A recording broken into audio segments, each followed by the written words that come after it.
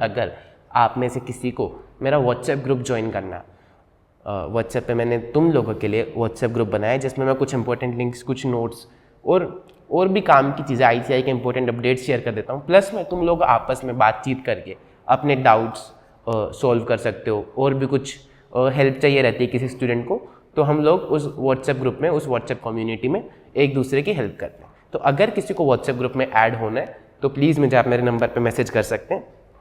This is my WhatsApp number 9817664456।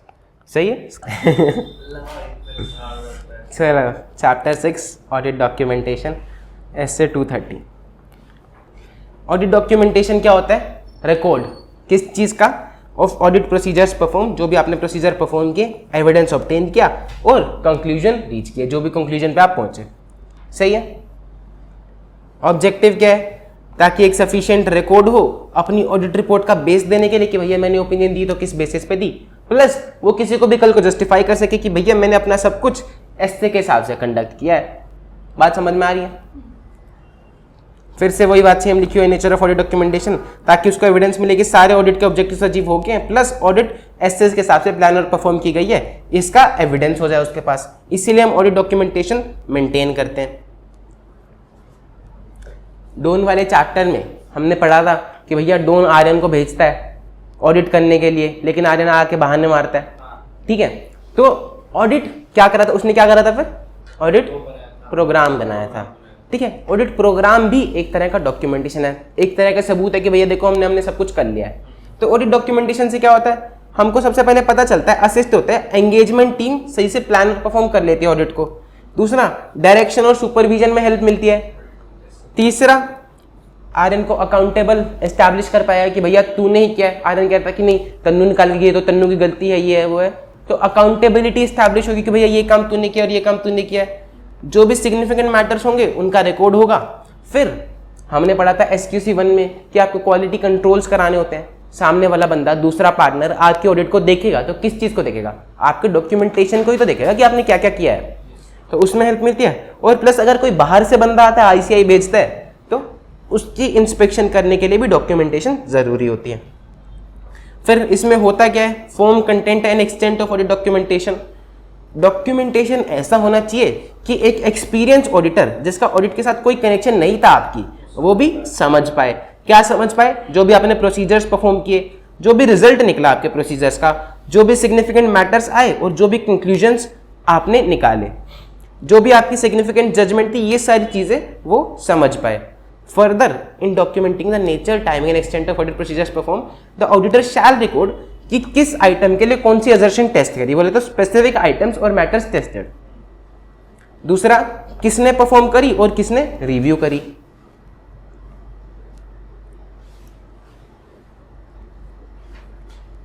अगर एक evidence कुछ कहता है, दूसरा एविडेंस कुछ कहता है, अगर इनकंसिस्टेंसी है इंफॉर्मेशन में, तो ऑडिटर ये भी डॉक्यूमेंट करे कि उसने उस इनकंसिस्टेंसी को कैसे डील किया। सही है? किस चीज पे डिपेंड करेगा? कंटेंट और एक्सटेंट। अगर आपकी एंटिटी का साइज बहुत बड़ा है तो डॉक्यूमेंटेशन कम होगा कि ज्यादा? ज्यादा होगा। एंटिटी में ट्रांजैक्शंस कॉम्प्लेक्स है तो डॉक्यूमेंटेशन ज्यादा होगा। रिस्क ज्यादा है तो ज्यादा होगा। एक्सेप्शंस आपको ज्यादा मिली तो ज्यादा होगा। अगर आपको लगता है कि भैया मेरे को ये कंक्लूजन लिखना चाहिए, तो वो आप लिखोगे उसके अंदर। सही है? एग्जाम्पल क्या है? ऑडिट प्रोग्राम एक एग्जाम्पल है डॉक्यूमेंटेशन का। Memoranda, summaries, letters of confirmation, checklist, correspondence, ये सारी चीजें हैं ऑडिट डॉक्यूमेंटेशन के एग्जाम्पल। उसमें फिर बोलता है audit documentation is not a substitute for entities accounting records. Common sense की बात है, अकाउंटिंग रिकॉर्ड्स अलग होते हैं, ऑडिटर का डॉक्यूमेंटेशन अलग होता है। इसमें क्या नहीं आएगा? सुपरसीडेड ड्राफ्ट्स, जो चीज आपने रिप्लेस कर दी, यानी कि पहले कुछ लिखी थी पर आपको लगा नहीं वो सीन है, अब आपने सही करके रख दी, तो वो इंक्लूड नहीं करना है। इनकम्प्लीट या प्रिलिमिनरी थिंकिंग इंक्लूड नहीं करनी है। टाइपोग्राफिकल एरर्स वाली चीजें इंक्लूड नहीं करनी है और कोई डुप्लीकेट्स इंक्लूड नहीं करने हैं डॉक्यूमेंटेशन में। सही है? एक टाइमली बेसिस पे आपको डॉक्यूमेंटेशन प्रिपेयर करना चाहिए। इससे होता क्या है?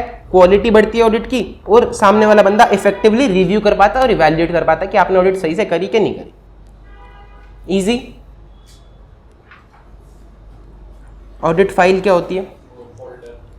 हाँ फोल्डर होता है जिसमें हम अपने सारे कागज पत्तर लिख के रख लेते हैं कि भैया ये फाइल बना दी। इलेक्ट्रॉनिक फॉर्म में भी हो सकती है, फोल्डर के फॉर्म में भी हो सकती है, किसी भी स्टोरेज मीडिया के फॉर्म में हो सकती है। कितने दिन में असेंबल कर लेनी चाहिए? 60 दिन के अंदर अंदर असेंबल कर लेनी चाहिए। सबसे पहले लिखा है कि एक टाइमली बेसिस पे असेंबल कर लेनी चाहिए। फिर ये बोलता है कि SQC 1 बोलता है कि फर्म के पास पॉलिसी होनी चाहिए कि कितने दिन में असेंबल कर लेनी चाहिए, टाइमली कंप्लीशन कितने में हो जाना चाहिए। Ordinarily not more than 60 days after the date of audit report होना चाहिए। ये बोलता है कि ये एक एडमिनिस्ट्रेटिव प्रोसेस है, आपने ऑडिट कर ली उसके बाद आप फाइल बनाते हो, तो अब आप कोई नया प्रोसीजर नहीं लगाओगे, कोई नई कंक्लूजन नहीं ड्रॉ करोगे, सिर्फ असेंबल करोगे फाइल को। बात समझ में आई? इसमें आप हाँ क्या क्या चीजें कर सकते हो, आप डिलीट कर सकते हो, डिस्कार्ड कर सकते हो, सुपरसीडेड डॉक्यूमेंटेशन जो आपने ऑलरेडी रिप्लेस कर दिया है, वो पुराने वाला भी पड़ा हुआ है, उसको आप हटा सकते हो, क्रॉस रेफरेंसिंग कर सकते हो, शॉर्ट कर सकते हो, साइन ऑफ कर सकते हो, कहीं पे आपका साइन रहेगा कंप्लीशन चेकलिस्ट पे, और documenting audit evidence that auditor has obtain discuss with the relevant members of engagement team before the date of auditor's report. जो भी अपनी टीम के साथ बातचीत करी उसको भी आप यहाँ पर डाल सकते हो before the date of auditor's report, जो आपने बातचीत करी थी। जब असेंबली कंप्लीट हो जाए फाइल की, उसके बाद कुछ भी डिलीट या डिस्कार्ड नहीं करोगे before the end of its retention period. Retention period कितना होना चाहिए? No shorter than 7 years। सही है?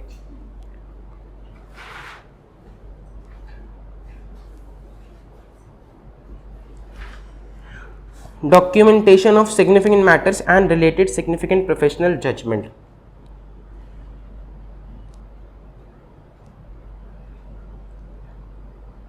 देखो क्या क्या मैटर्स, सिग्निफिकेंट मैटर्स कौन से होते हैं। सबसे पहला, ऐसा कोई ऑडिट प्रोसीजर जिससे ये पता चले कि फाइनेंशियल स्टेटमेंट मिसस्टेटेड हो सकती है, तो वो एक सिग्निफिकेंट मैटर हो जाएगा, उसको आपको डॉक्यूमेंट करना पड़ेगा। ऐसा कोई भी मैटर जिससे आपको लगे कि आपकी जो प्रीवियस असेसमेंट थी, जो आपने प्रीवियस रिस्क ऑफ मटेरियल में स्टेटमेंट डिटरमाइन करा था, उसको चेंज करने की जरूरत पड़ेगी, तो उसको आप डॉक्यूमेंट करोगे। ऐसे सर्कमस्टांसेस जहाँ पर ऑडिटर को डिफिकल्टी आई थी, उसको डॉक्यूमेंट करोगे। और ऐसे सर्कमस्टांसेस जो आप EOM पैराग्राफ में डालने वाले हो, जिसकी वजह से आपने EOM पैराग्राफ डाला ऑडिट रिपोर्ट में, उसको डॉक्यूमेंट करोगे। सही है? हाँ, तो हर ही चीज़ तो लिखी हुई है इसमें, और बच क्या रहा है? Procedure perform, evidence obtain, conclusion reach, सब कुछ तो डॉक्यूमेंट कर लिया। बस ये बता रहे लिख के हर एक लाइन में अलग अलग। हाँ लिख तो आ गए मैडम, पर उसके नंबर तो नहीं मिलेंगे। मैडम लिख कह रही सब कुछ कर लेंगे डॉक्यूमेंटेशन, और वो दे रहा 4 नंबर। वाह मैडम क्या बात किया थी, दिल पे लगी सीधा।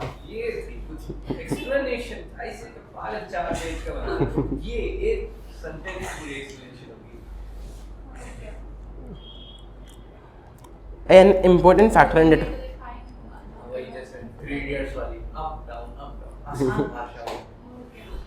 अब ऐसा कुछ आ जाए जो डॉक्यूमेंट करना चाहिए और उसमें नहीं लिखा हुआ, तो हम मैं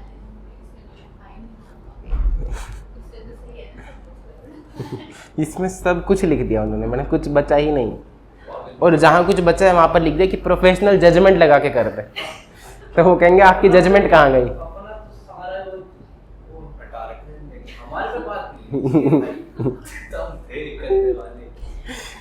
ये देखो, an important factor in determining the form content and extent of documentation is extent of professional judgment exercise। जहां पर आपने ज्यादा जजमेंट एक्सरसाइज करी उसको डॉक्यूमेंट कर लो। डॉक्यूमेंटेशन से होता क्या है, ऑडिटर जो भी कंक्लूजन पे पहुंचा आप उसको एक्सप्लेन कर पाओगे और आप बता पाओगे कि मेरी क्वालिटी ऑफ जजमेंट बढ़िया थी।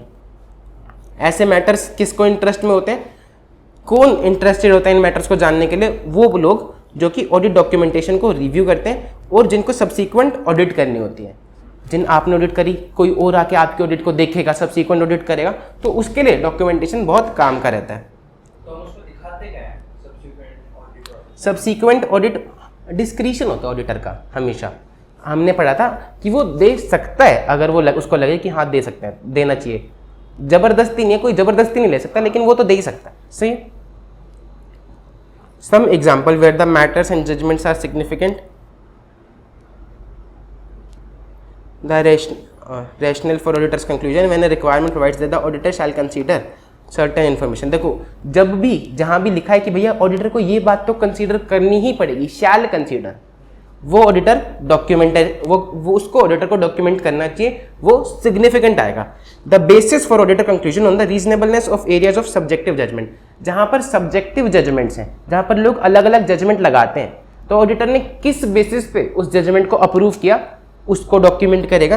And the basis for auditor conclusion about the authenticity of a document where further investigation is undertaken, जब कोई ऐसा लगा ऑर्गेनाइजेशन में कि भैया ये डॉक्यूमेंट फर्जी बना रखा, उसके ऊपर इन्वेस्टिगेशन करी गई, ठीक है, और जब एक डॉक्यूमेंटेशन फर्जी था उसके ऊपर इन्वेस्टिगेशन करी गई लेकिन ऑडिटर ने उसको एक्सेप्ट कर लिया, तो किस बेसिस पे एक्सेप्ट करा उसको आपको डॉक्यूमेंट करना है। बात समझ में आई? कहीं तो हमें लिखते हैं कि वो क्या कहते हैं ऑडिटर से एक्सपेक्ट नहीं होता कि वो उसकी ऑथेंटिसिटी चेक कर पाए डॉक्यूमेंट की। हाँ, ऑडिटर ऑथेंटिसिटी कहाँ चेक कर रहे हैं, लेकिन अगर ऑडिटर एक्सेप्ट कर रहा है कि भैया ये डॉक्यूमेंट सही है, तो किस बेसिस पे एक्सेप्ट कर रहा है वो उसको डॉक्यूमेंट करना है। सही है?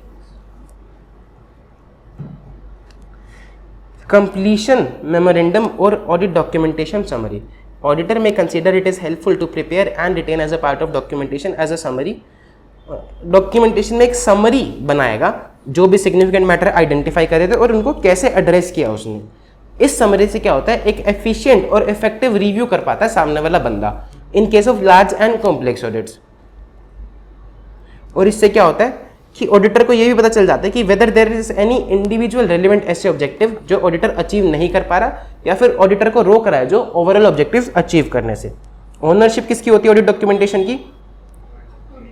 एसक्यूसी बोलता है कि प्रॉपर्टी ऑफ द ऑडिटर होता है ऑडिट डॉक्यूमेंटेशन। अपनी डिस्क्रिशन पे कुछ पोर्शंस दिखा सकता है सामने वाले बंदे को, unless undermine the validity of work perform ना हो एंड इंडिपेंडेंस हैम्पर ना हो। Undermining the validity of work perform क्या होता है?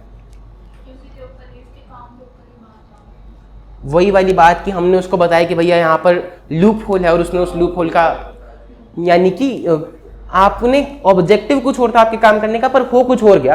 Undermining the validity of work perform plus independence hamper ना हो रही हो तब वो अपनी पोर्शन शेयर कर सकते हैं। सेकेंडली, ब्रांच ऑडिटर भी, क्या ब्रांच ऑडिटर के अंदर कंपल्सन है कि भैया वो आपको ऑडिट पेपर दे ही दे?